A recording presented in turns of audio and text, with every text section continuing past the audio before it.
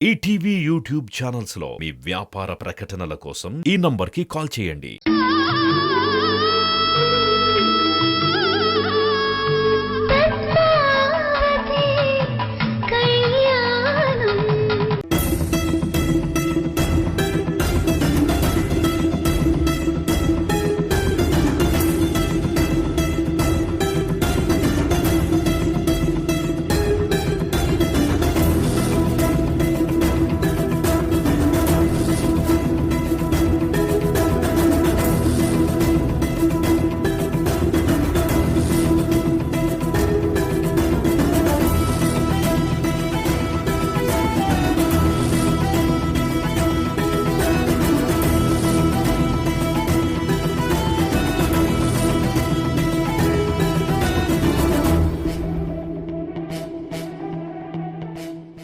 ముద్దాయిని ప్రవేశపెట్టండి. పద్మావతి, బోన్లోకి వెళ్ళు.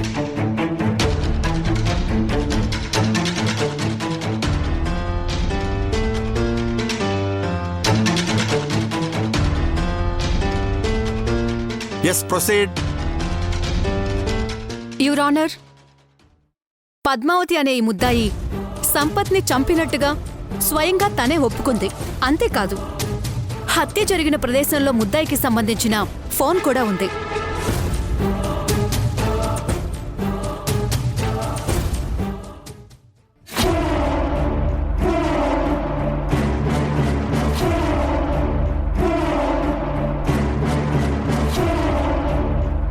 నాకు తెలిసి ఈ కేసులో వాదనలు జరపడం అనేది కోర్టు సమయాన్ని వృధా చేయడమే అవుతుంది.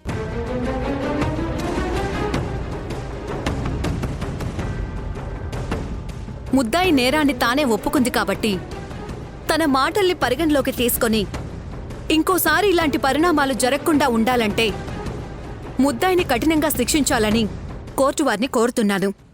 That's all, your honour.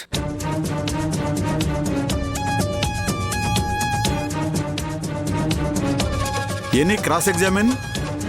Yes your honour. గౌరవ పీపీ గారు, ముద్దాయి స్వయంగా నేరాన్ని అంగీకరించిందనే మాటని నేను అబ్జెక్ట్ చేస్తున్నాను. దీంట్లో అబ్జెక్షన్ చేయడానికి ఏముంది లాయర్ గారు? ఎఫ్ఐఆర్ కాపీలో తను ఒప్పుకున్నట్టుగా రాసుంది కదా. రాసున్న ప్రతిదీ నిజమని మీరు ఎలా నమ్ముతున్నారు? ఆ ఎఫ్ఐఆర్ లో బలవంతంగా అలా రాయించి ఉండొచ్చని ఎందుకు అనుకోవట్లేదు? జడ్జి గారు, నా క్లయింట్ పద్మావతి నిర్దోషి. తనకి ఈ హత్యకి ఎలాంటి సంబంధం లేదు. అసలు ఈ హత్య చేసింది తను కాదు, సంపత్ రైట్ హ్యాండ్ అయిన చంద్ర.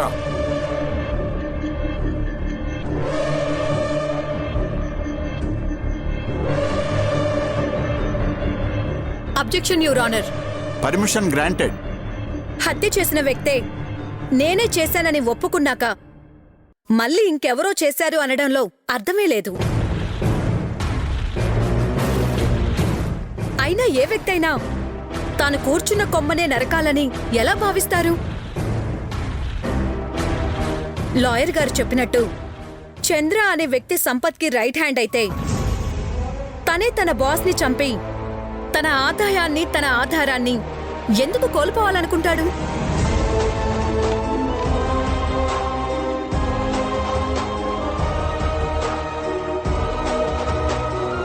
ఇదంతా కేవలం తన క్లయింట్ని శిక్ష నుంచి తప్పించటానికి వీళ్ళాడుతున్న నాటకం.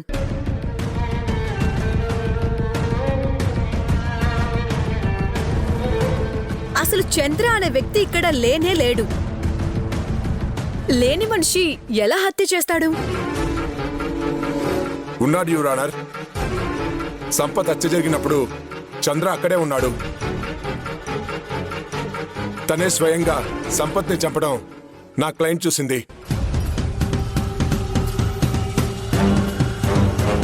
ఎక్కడ తన పేరు బయటకు చెప్పేస్తుందో అన్న భయంతో ఆ చంద్రనే పద్మావతిని బెదిరించాడు.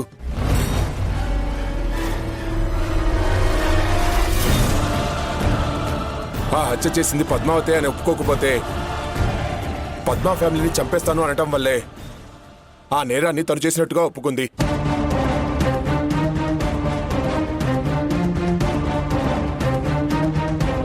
నా క్లయింట్ చేసింది పరిస్థితులకు భయపడే తప్ప ఆ హత్య చేసి ఒప్పుకున్నట్టు కాదు. ఆ హత్య చేసింది ఆ చంద్ర అని నిరూపించడానికి కోర్టు వారిని కొంత గడువు కావాలని కోరుతున్నాను. గడువెందుకు లాయర్ గారు?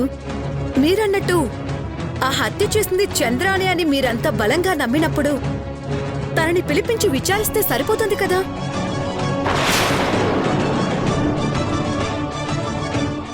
అంటే తనిప్పుడు కాన్షియస్ లో లేడు, కోమాలో ఉన్నాడు. విన్నారా యువర్ ఆనర్? ఇంతసేపు చంద్ర అనే వ్యక్తే హత్య చేశాడు అన్నారు.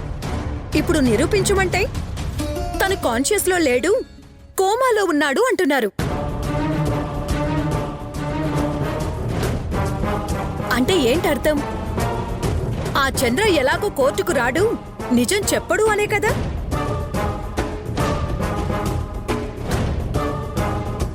ఈ రకంగా తన క్లయింట్కి శిక్ష పడకుండా ఆపే ప్రయత్నమే తప్ప అది నిజం కాదు యువర్ ఆనర్. యువర్ ఆనర్, మీరు పర్మిషన్ ఇస్తే ముద్దాయి పద్మావతిని కొన్ని ప్రశ్నలు అడగాలి అనుకుంటున్నాను. Permission granted. మీ పేరు? పద్మావతి. సంపత్ని హత్య చేసింది మీరే కదా?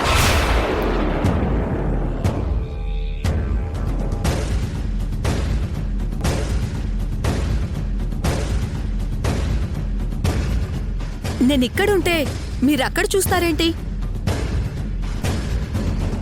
మీరు సంపత్ని చంపారా లేదా అని అడుగుతున్నాను. చంపలేదు. మరి ఆ టైంలో అక్కడికెందుకు వెళ్ళినట్టు? I object your honour.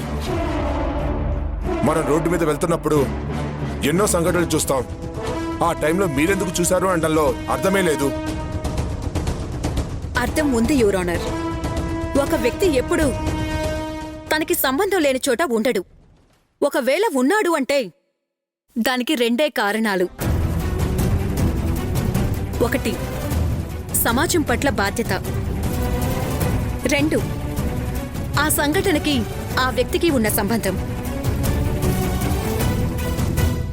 ఆ కారణంతోనే అడుగుతున్నాను. Objection over ruled. You continue. Thank you your honour. చెప్పండి, ఆ హత్య ఎందుకు చేశారు? ఆ టైంలో మీకు సంపత్కి మధ్య ఏం జరిగింది?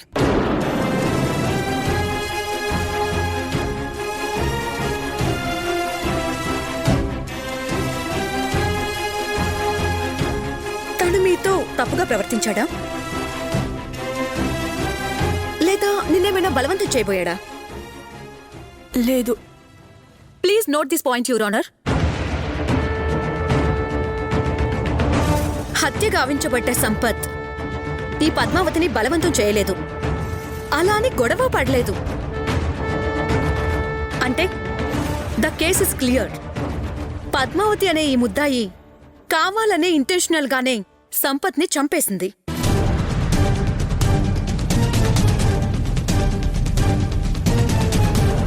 మేడం,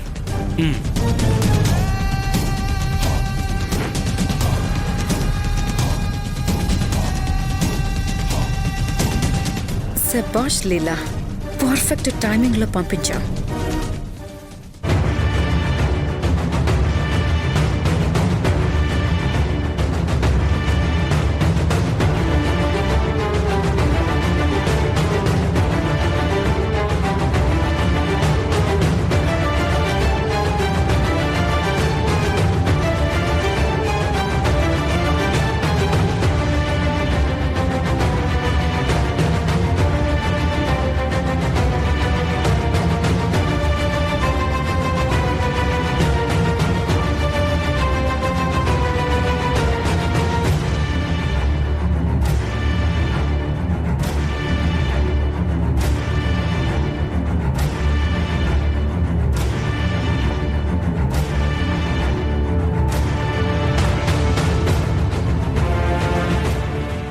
పబ్లిక్ ప్రాసిక్యూటర్ గారు, ఈ సంతకం ముద్దాయిదో కాదో తననే అడగండి.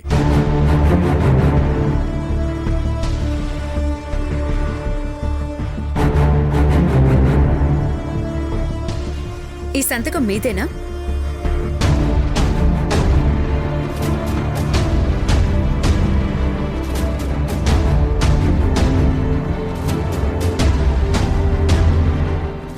నాదే.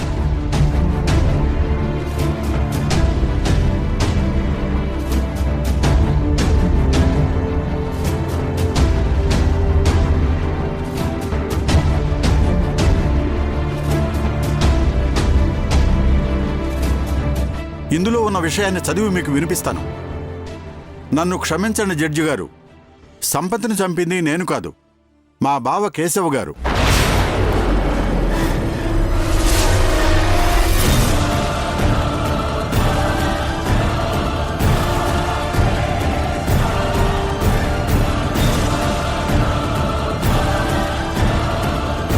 అతను సంపత్తిని చంపటం నేను నా కళ్ళారా చూశాను.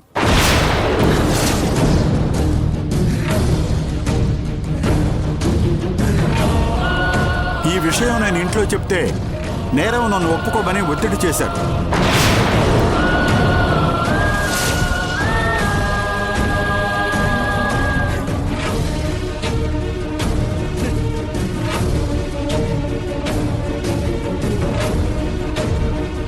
తప్పనిసరి పరిస్థితుల్లో ఒప్పుకోక తప్పలేదు. కానీ ఏ తప్పు చేయని నేను ఈ శిక్ష అనుభవించటానికి నా మనసు అంగీకరించడం లేదు.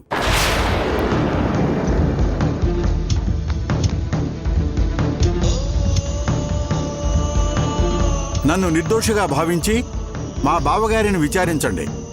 ఆయనే ఆ సంపత్తును చంపాడనటానికి ఈ కొరియర్లో ఉన్న ఆయుధమే ఆధారం.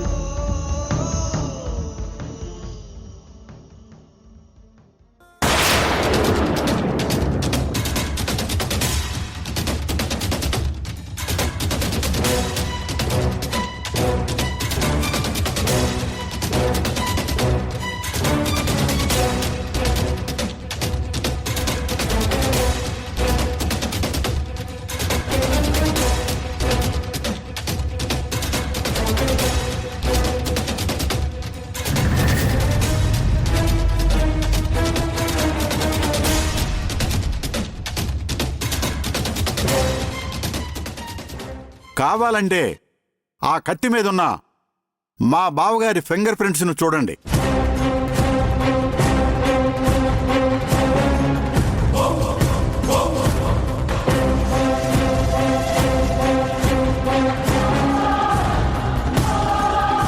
ఏంటి లాయర్ గారు, మీ కేసులో ఇన్ని ట్విస్టులు పెట్టుకొని మళ్ళీ పద్మావతిని కాపాడాలని ప్రయత్నిస్తున్నారా?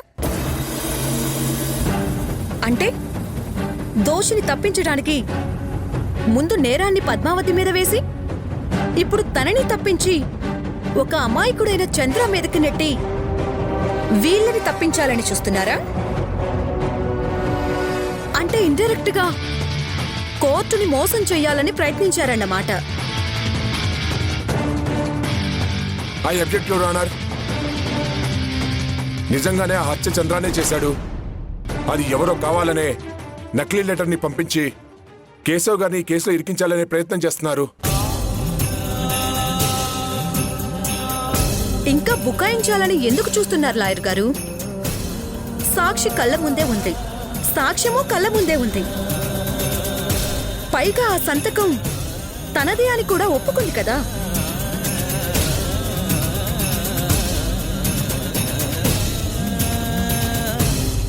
జడ్జి గారు, విత్ యువర్ పర్మిషన్, నేను ఇంకొకసారి పద్మావతిని విచారించాలనుకుంటున్నాను. Permission granted. Thank you. Padmavathi గారు, మీరు హత్య చేయకపోయినా చేశానని బలవంతంగా ఒప్పించారని అర్థమైంది. ఇక మీరేం చెప్పినా కోర్టు నమ్మదు. ప్లీజ్ అసలేం జరిగిందో చెప్తారా? అసలు మీ బావగారు ఆ సంపత్ని ఎందుకు చంపారు? మీరటువైపు ఎందుకు వెళ్లాల్సొచ్చింది? చూడండి, నిజం ఎంత దాచాలనుకున్నా దాగదు. నిజం చెప్పండి.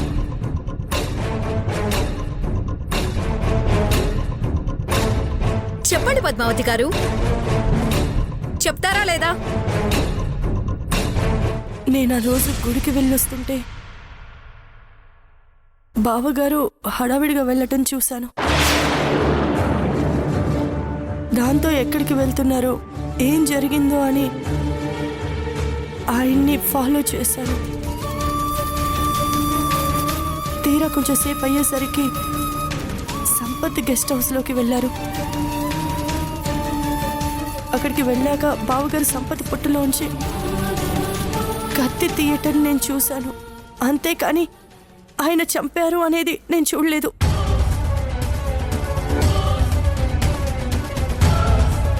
Please note this point, your honour. సంపత్ని హత్య చేయకపోయుంటే తన పొట్టలోంచి కత్తి తీయాల్సిన అవసరం తనకేంటి?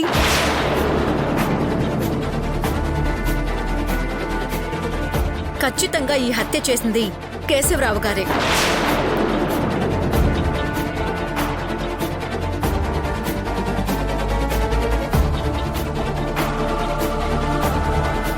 I object your honour.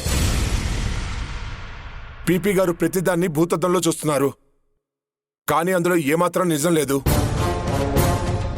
మీరు పర్మిషన్ ఇస్తే కేశవ్ గారు ఈ హత్య చేయలేదని నేను నిరూపించాలనుకుంటున్నాను. Permission granted. Thank you your honour. Keshava, Keshava, Keshava.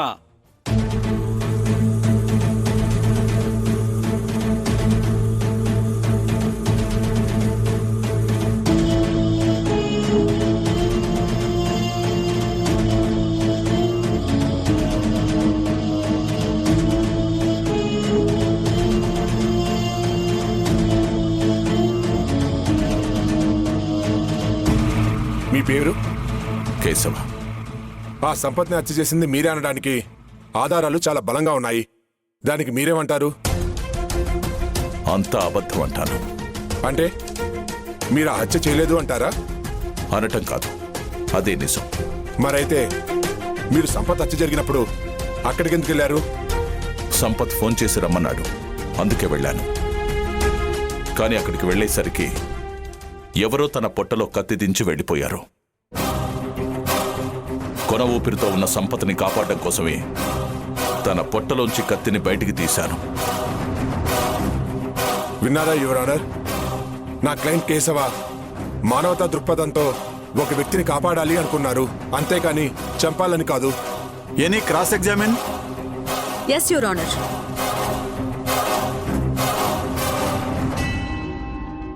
చూడండి కేశవ్ గారు, సంపత్ ఫోన్ చేస్తేనే మీరు వెళ్ళాను అని చెప్పారు. అంత అర్జెంటుగా వెళ్లాల్సినంత సీరియస్గా ఏం చెప్పాడు? అంటే తనని వేరే ఎవరో చంపబోతున్నారని ముందే మీకు చెప్పి అర్జెంటుగా రమ్మన్నారా? కాదు.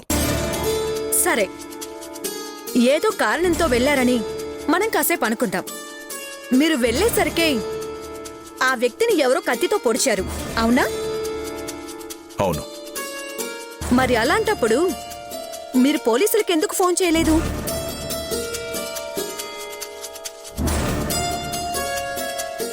I object your honour.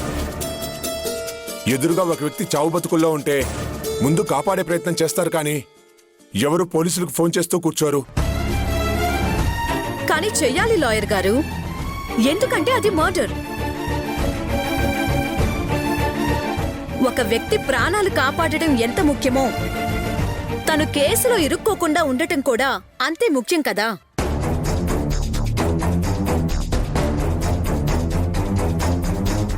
సరే, మీ క్లయింట్ తన జీవితం ఏమైపోయినా పర్వాలేదు అనుకొని సంపత్ని కాపాడే ప్రయత్నం చేశాడనే అనుకుందాం.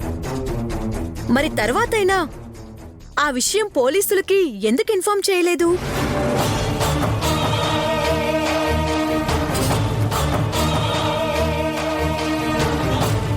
అంటే ఆ హత్య జరిగిన ప్లేస్కి పోలీసులు గాని వస్తే తను హత్య చేసిన విషయం తెలిసిపోతుందని భయపడ్డాడు.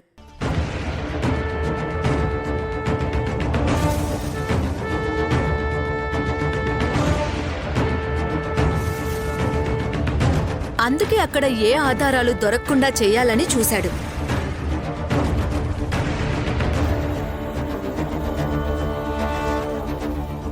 ఆ కారణంతోనే ఐ విట్నెస్ అయిన తన మరదలు పద్మావతిని నిజం చెప్పొద్దని వారించాడు.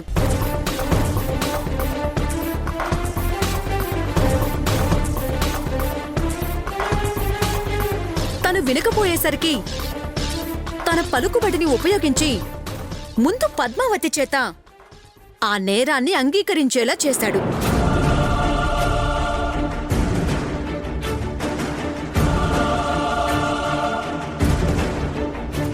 తన భార్యని అకారణంగా జైలుకు పంపిస్తున్నారని తెలుసుకున్న తన భర్త ఇంట్లో గొడవలు చేసేసరికి మళ్ళీ చంద్ర అనే వ్యక్తి మీదకి కేసు మళ్లించి పద్మావతిని తప్పించాలనుకున్నారు.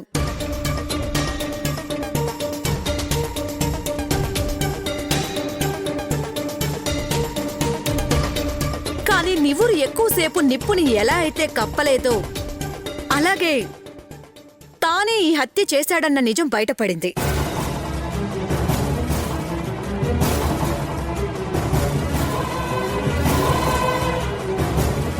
ముద్దాయి కేశవ్ గారిని కఠినంగా శిక్షించాలని కోర్టు వారిని కోరుకుంటున్నాను, యువర్ ఆనర్.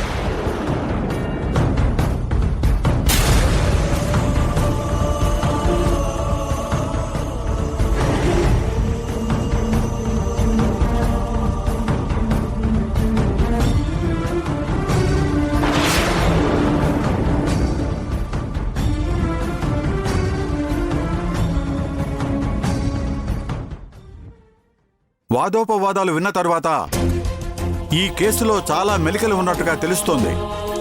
అసలు ఆ హత్య చేసింది ఎవరో, ఎందుకు ఆ హత్య చేయవలసి వచ్చిందో పూర్తి వివరాలు తెలుసుకోవలసిందిగా పోలీసు శాఖను ఆదేశిస్తూ నిర్దోషి అయిన పద్మావతిని విడుదల చేస్తూ నిజాన్ని దాచిపెట్టి కేసును తప్పుదోవ పట్టించాలని చూస్తున్న కేశవ్కి 14 రోజులు రిమాండ్ విధిస్తూ ఈ కేసును వచ్చే నెల 5వ తారీఖు వాయిదా వేస్తున్నాను.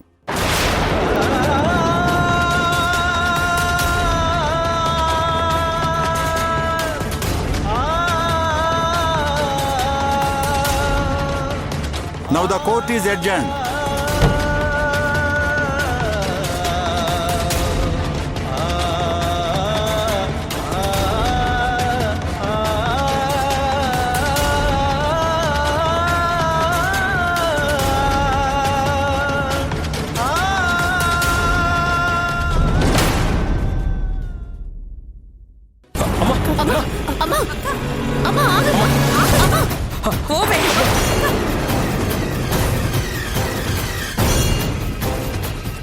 ఈ రోజు నుంచి తనకి ఈ ఇంటికి ఎలాంటి సంబంధం లేదు.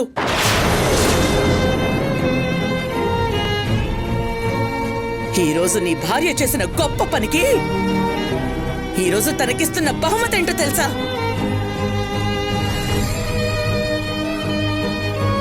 ఈ ఇంటి నుంచి శాశ్వతంగా తనని ఇంటి నుంచి బయటికి పంపిస్తున్నాను.